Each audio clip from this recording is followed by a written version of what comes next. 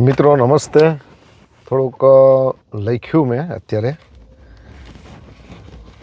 એક ફ્રેડરિક નીત્સ કરીને એક માણસ થઈ ગયો.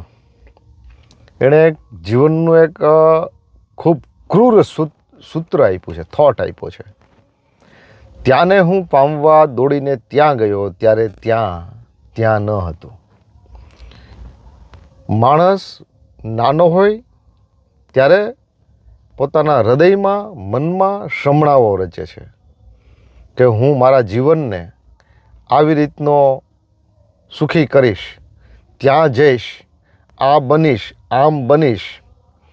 આવા ભવ એટલે થવાના વિચારો કરે છે. અને માણસ જિંદગીભર એ જે ટાર્ગેટ ફિટ કર્યો હોય એની પાછળ દોડતો રહે છે, હાંફે છે, થાકે છે.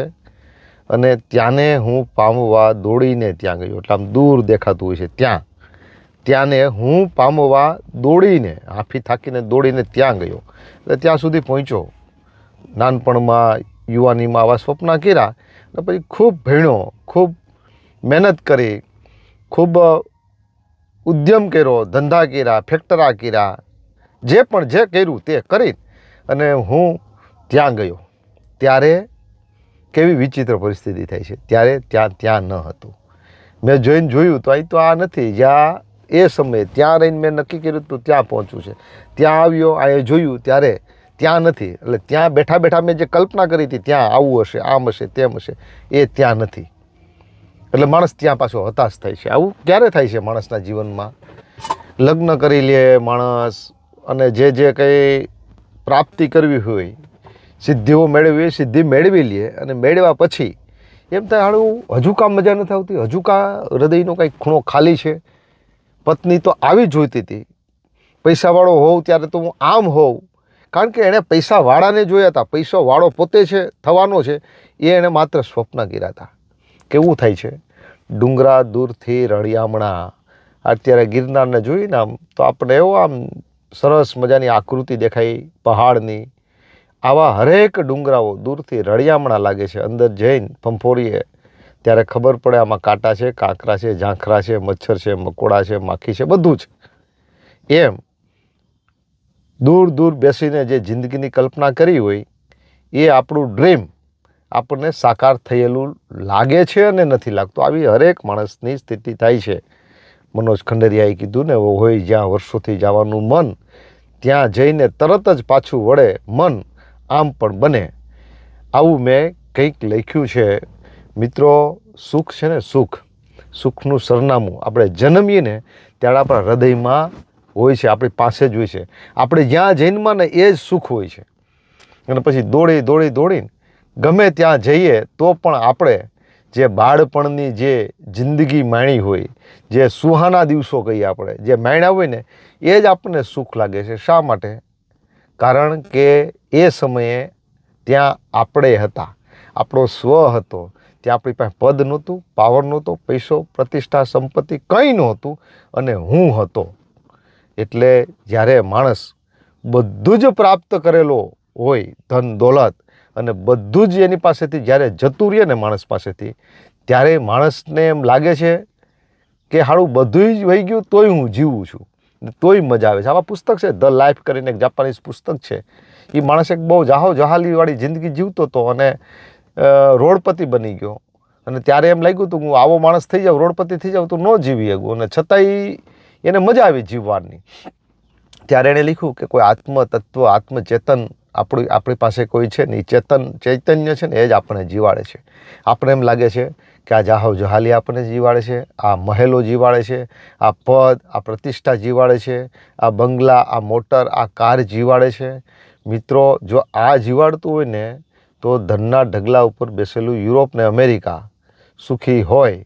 પણ ત્યાં 3 માણસોએ, 4 માણસોએ, એક માણસ મેન્ટલ છે, દુઃખી છે, ને હરેક માણસ ઊંઘની દવા લઈ અને નિંદ્રા કરી શકે છે.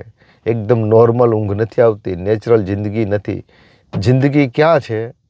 ત્યાં જ્યાં હું છું, સ્વ છે એ. એટલે એ સ્વ ઉપર મેં લખ્યું છે. થોડુંક છે, સાંભળવા જેવું છે. સ્વ જ આનંદનું ધામ છે. સ્વને છોડીને ચાહે તેવી જહાલીમાં જાઓ.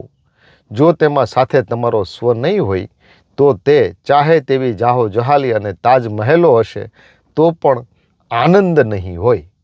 જાહો જહાલી હોય, મહેલો હોય, તાજમહેલ હોય, પણ હું ન હોઉં, સ્વ ન હોઉં, આપણે એમ લાગે હું તો ત્યાં હોવ જ ને, એ આપણો અહમ છે, એ આપણો મદ છે. એ નહીં. સ્વ એટલે હું, નગ્ન હું, કશું જ નહીં. હું એટલે કશું મારા માતા પિતાના કારણે નહીં, હું મારા પદના કારણે નહીં, મારી નોકરીના કારણે નહીં, મારા મિલના કારણે નહીં, મારી ફેક્ટરીના કારણે નહીં.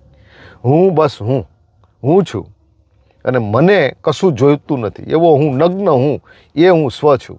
એ સ્વ બાળપણમાં હતો, એ સ્વ આનંદનું ધામ છે. આનંદ હંમેશા સ્વની કુખેથી જ જન્મે છે. સ્વ એટલે અસ્તિત્વનો અનુભવ, અસ્તિત્વનો સ્પર્શ. તે એક ધબકાર છે. તેનો ધબકાર અસ્તિત્વના સ્પર્શ સમયે જ સંભળાય છે. ત્યારે તમે જ હો. તમારો સંસાર ન હોય, તમારા બાળકો, તમારી પત્ની, તમારો મિત્ર, તમારો હોદ્દો, તમારી નોકરી, તમારી પ્રતિષ્ઠા, કંઈ ન હોય. બસ હું હોઉં, સ્વ હોય. તમારો અહમ ન હોય છતાં સ્વ હોય. મહેલ ન હોય, જાહો જહાલી જેવું કશું ન હોય, કહેવા બતાવવા જેવું કંઈ ન હોય, અને કહેવા બતાવવાનું મન પણ ન હોય કે હું હાલો કંઈક બતાવી દઉં. આવું મન પણ ન હોય, એવી ઈચ્છા ન હોય. શું છે બતાવીને, કોને બતાવવું? આ કંઈ ન હોય. ઉપર ખુલ્લું આકાશ હોય અને નીચે ફક્ત ધરતી હોય. કંઈ કોઈ ન હોય છતાંય સારે જહાં સાથે હોય. આ સ્વના પ્રાંગણે જ જીવનના આનંદનો ખરો ધબકાર સાંભળવા મળશે. મિત્રો, આ બધું છોડી દઈએ ને ત્યારે જે કંઈક વધે છે ને એ આનંદ છે, એ ફકીરી જ આનંદ છે. આજ તમે જ્યાં છો ત્યાં તમે નથી, તમારો સ્વ ત્યાં નથી. ત્યાં તો તમારો સંસાર છે, ત્યાં તો તમારું પદ છે અને પ્રતિષ્ઠા છે. આ બધું જ ખરેખર સ્વથી યોજનો દૂર છે, છતાં આપણે તેને જ જીવન સમજી બેઠા છીએ. તેથી આવડી મોટી પૃથ્વી પર ઠેર ઠેર જઈએ ફરીએ છીએ તો એ ત્યાં ક્યાંયથી આપણો સ્વ આપણને મળતો નથી, આનંદ મળતો નથી. કારણ કે આપણે આ કારને, આ મોટરને, આ બંગલાને, આ પ્રતિષ્ઠાને, આ પદને, આ હોદ્દાને, આ ફ્રીજને, આ ફોનને આપણે બહુ મોટું મહત્ત્વ આપી દીધું છે. બહુ સામાન્ય વસ્તુ છે આ. જીવનના ધબકારની સામે આ કંઈ નથી અને છતાંય આપણે એને સર્વસ્વ સમજીએ છીએ. કારણ કે આપણું મન છે ને ઉલટી દિશામાં ચાલે છે.